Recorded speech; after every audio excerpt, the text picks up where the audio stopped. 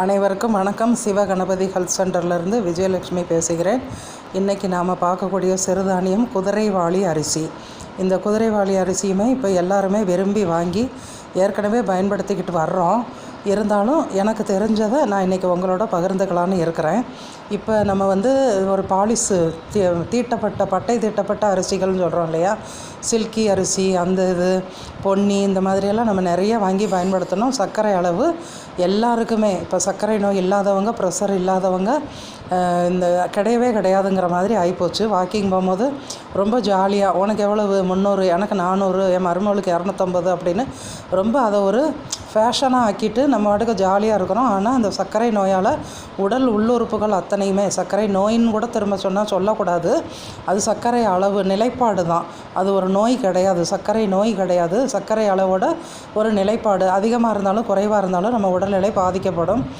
முதல்ல நமக்கு தெரியக்கூடிய சிம்டம்ஸு தலை சுத்தம். சுகர் அளவு நமக்கு அதிகமாக இருந்ததுன்னா தலை சுற்றல் ஏற்படும். அடுத்து கண்கள் பாதிக்கப்படுது. நல்லா ஒரு அனுபவபூர்வமாக உணர்ந்தது, கண்கள் இருட்டிட்டு வரும், கண்கள் பாதிக்கப்படும். இப்போ உடல் உறுப்புகள் அத்தனையும் பாதிக்கப்படும். ஹார்ட் அட்டாக்குக்கு மெயின் காரணம் சுகர் அப்படின்னு சொல்லிட்டு டாக்டர்ஸ் சொல்கிறாங்க. நல்லா நாங்கள் டாக்டர்கிட்ட கலந்து பேசினதில் அது இரத்த நாளங்களை சுருங்க செஞ்சிருது. அதை ஹார்ட் அட்டாக் ஒன்று கொழுப்பு படிகிறதுனால, அதிக எண்ணெய் பலகாரங்கள் உண்டு, அதனால் ஒரு கொழுப்பு படிகிறதுனாலையும் நமக்கு ஹார்ட் அட்டாக் வர்றதுக்கு வாய்ப்பு இருக்குது. இரத்த நாளங்கள் சுருங்குவதன் மூலமாக பொடி குழாய்கள் இருக்கும், நம்ம எம்ஆர்ஐ ஸ்கேனில் தெரியக்கூடியது. அந்த மாதிரியான இரத்த நாளங்கள் சிறு துவாரங்கொண்ட சிறு குழாய்கள் மூலமாக நமக்கு ரத்தம் உடம்பு முழுக்க ஆக்சிஜன் சுவாசிக்கிறது மூலமாக பரவுது. அந்த இரத்த ஓட்டம் பாதிக்கப்படுறதுனால தான் முதல்ல எல்லாருக்குமே காலில் சர்க்கரை நோய் வந்துடுது. காலுக்கு ரத்தம் சரியாக பாயாமல் இருக்கும் போது, நம்ம சம்மணங்குட்டி உட்கார்றது கிடையாது, நடக்கிறது கிடையாது, அப்படிங்கும் போது இரத்த ஓட்டம் காலுக்கு பாயாத காரணத்தினால நம்ம சர்க்கரை அளவு அதில் அதிக அளவில் போய் தேங்கிடுது. உடல் உழைப்புக்கு தகுந்த மாதிரியான உணவுகள் எடுக்கணும். நம்ம உடல் உழைப்பு அதிகமாக இல்லாமல் இருக்கும் போது திடீர்னு இன்க்ரீஸ் ஆகக்கூடிய நம்ம குளுக்கோஸ் அதிகமாக இன்க்ரீஸ் ஆகக்கூடிய உணவுகள், அரிசி உணவுகள் இந்த மாதிரி எடுக்கும் போது நமக்கு என்ன செய்யணும்னா டப்புன்னு குளுக்கோஸ் ஏறிடும். அதுக்கு தகுந்தமான உழைப்பு இல்லை அப்படிங்கும் போது தான் நமக்கு சர்க்கரை அளவு உடம்புல அதிகமாக தங்கிடுது. சர்க்கரை நோயால் உடல் உள்ளுறுப்புகள் அத்தனையும் பாதிக்கப்படும். இப்போ எல்லாருமே மறுபடி பழைய ட்ரெண்டுக்கு மாடிட்டு வர்றோம்.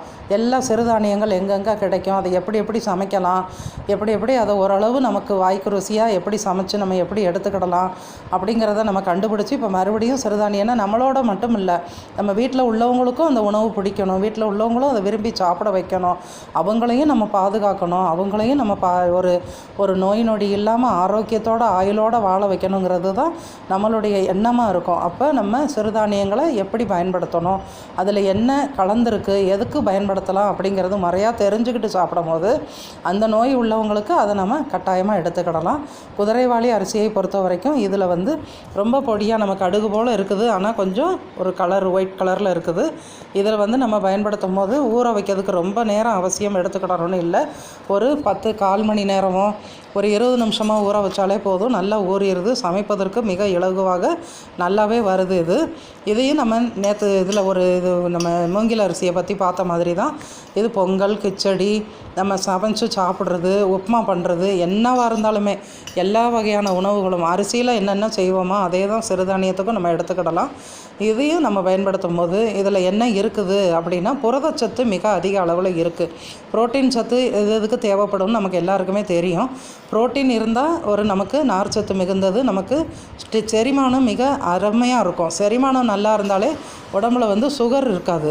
அது எல்லாருக்குமே அதுவும் தெரிஞ்ச விஷயந்தான். டைஜஷன் சரியாக இல்லாததுனால தான் குளுக்கோஸ் லெவல் ரொம்ப உடம்புல தங்கும் போது நமக்கு அதனால் ஏகப்பட்ட வியாதிகள் வரும். வயிற்றில் புளிப்பு இருந்ததுனாலே நெஞ்சு எரிச்சல் கொடுக்கும். அடுத்து நமக்கு வாய் துர்நாற்றம் வரும், பல்லெல்லாம் கெட்டு போகும், பலவிதமான நோய்களை கொடுத்துரும். அதனால் இந்த குதிரைவாலி அரிசியை பயன்படுத்தும் போது இதில் நார்ச்சத்து மிகுந்ததாக இருக்குது, புரோட்டீன் சத்து நிறையா இருக்குது. அதனால் இது என்ன செய்யும், செரிமானத்தை மிக அதிக அளவில் நமக்கு ஊக்கப்படுத்தும்.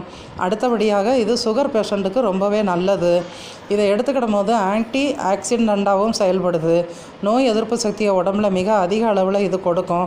உடல் உள்ளுறுப்புகள் அத்தனைக்குமே ஒரு பாதுகாப்பை கொடுத்து அத்தனையும் பலப்படுவதற்கு, உள்ளுறுப்புகள்னு சொல்ல ராஜ உறுப்புகள் சொல்லுவோம் இல்லையா, ஹார்ட்டு, நமக்கு நுரையீரல், பிரெயின், கல்லீரல், அந்த மாதிரி கிட்னி இந்த மாதிரி சொல்லக்கூடிய எல்லா ராஜ உறுப்புகளுக்கும் பலத்தை கொடுக்கக்கூடியது இந்த குதிரைவாலி அரிசி. ஹார்ஸ் கிராம்னு சொல்லுவோம். இதை வாங்கி அனைவரும் பயன்பெறலாம். வாங்கி சாப்பிட்டு பாருங்கள். குடும்பத்தில் எல்லாருக்குமே, அதாவது எல்லாத்தையும் ஒன்றா ஒரே அரிசி சாப்பாடை நிப்பாட்டி திடீர்னு நம்ம எல்லோரும் சிறுதானியத்தை முழுமையாக எடுக்க முடியாது. ஒரு நாளைக்கு ஒரு நேரமாவது சிறுதானிய உணவு அப்படிங்கும்போது இந்த சுகர் நம்ம கட்டுக்குள்ளே கொண்டுட்டு வரலாம்.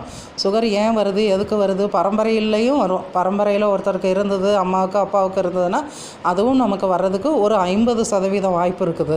அதை தவிர்த்துட்டு நம்ம பார்க்கும்போது இப்போ உள்ள உணவு பழக்க வழக்க முறைகள் நம்மளுடைய நடையே இல்லாதது. கோயிலுக்கு போனாலும், பஸ் ஸ்டாண்டுக்கு போனாலும், நம்ம ஒரு வயலுக்கு போனாலும், ஒரு தாத்தா வீட்டுக்கு போனாலும், அம்மா வீட்டுக்கு போனாலும் எல்லாத்துக்குமே முழுக்க நடப்பாங்க. இப்போ நம்ம வீட்டில் இருந்தே காரில் ஏறி போயிடுறோம், ஒரு மாலுக்குள்ளே போகிறோம், ஜாமான் வாங்குகிறோம், தேட்டருக்கு போகிறோம், கோயிலுக்கு போகிறோம், அந்த நடையில் நிப்பாட்டி இறங்குறோம், திரும்ப அதே மாதிரி நம்ம வீட்டுக்கு வந்துடுறோம். நடைப்பயிற்சி இல்லாதது, உடல் உழைப்பு இல்லாதது, அது ஒரு முக்கியமான நமக்கு நோய்களை கொடுக்கக்கூடியது. அப்புறம் பொல்யூஷன். இப்போ உள்ள பொல்யூஷன்லேயும் நமக்கு நிறைய நோய்கள் உருவாகுது. அது எல்லாத்துலேருந்து நம்ம மீண்டு நல்ல உடல் ஆரோக்கியத்தோடு வாழணும் அப்படின்னா தினசரி ஒரு சிறுதானிய உணவு வகைகளை நம்ம சாப்பாட்டில் சேர்ந்துட்டு வரலாம். இது கொஞ்சம் பசியவும் கட்டுப்படுத்தும். அதனால் நம்மளுடைய சாப்பாட்டு அளவே குறைஞ்சிரும். அரிசி 1 டம்ளர் நம்ம சமைக்கிறோம் அப்படின்னா இது 1/2 டம்ளர் வைக்கும் போதே நமக்கு வயிறு நிறைஞ்ச மாதிரி ஒரு ஃபீலிங். அடுத்து பசியை கொடுக்காது, நல்ல ஒரு ஒரு ஒரு திருப்தியை கொடுக்கும் வயிற்றில். அடுத்து நமக்கு பசிங்கிறது இருந்ததுன்னா தானே இந்த ஸ்நாக்ஸ் எல்லாம் குறைச்சி உடம்புக்கு எடுத்துக்கிறோம். அது இல்லாமல் நம்மளை நல்லா பாதுகாப்பாக வைத்திருக்கும் குதிரைவாலி அரிசி. டிஸ்கிரிப்ஷனில் ஃபோன் நம்பர் போட்டிருக்கிறேன். மேலும் ஏதாவது விவரம் வேணும்னா நீங்கள் கேட்கலாம். இந்த சேனல் நம்ம பேசுகிறது பிடிச்சிருந்ததுன்னா சப்ஸ்கிரைப் பண்ணுங்கள். பக்கத்தில் இருக்க பெல் பட்டனை டச் பண்ணுங்கள். தேங்க்யூ. Thanks to all.